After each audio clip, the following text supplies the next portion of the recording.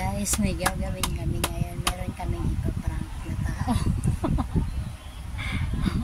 So, yung ano natin, ako yung producer. Yung bida natin, ito siya. Sige. Meron kaming ipaprank. Prank namin yung tatay. Kung anong reaction. Kapag effective yung ginawa niya, nagalit, bibigyan ko siya ng 20 pesos. So guys, siya yung bida ngayon. Ayan. So ang gagawin po namin, yung brief niya, kunwari gagamitin niya sa sapatos niya. Tingnan natin kung anong gagawin ng tatay niya. Okay?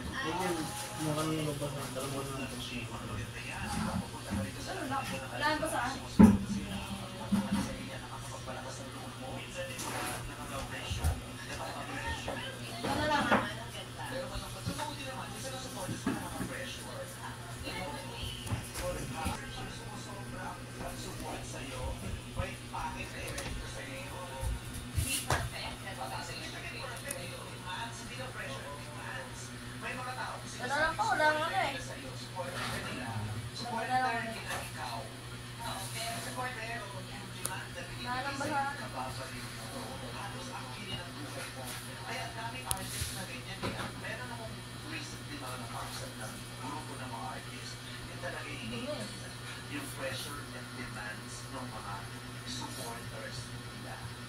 Kasi mga mismo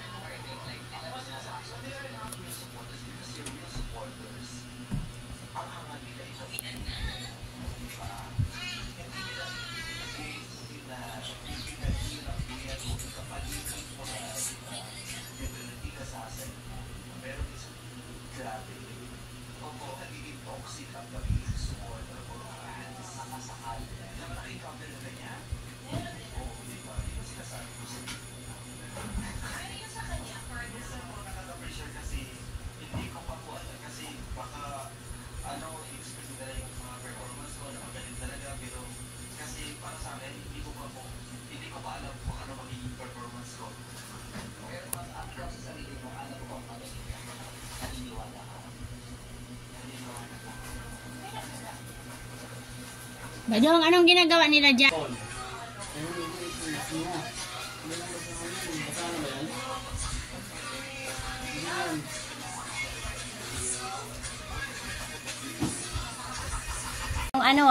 pinampunas ng suhan yung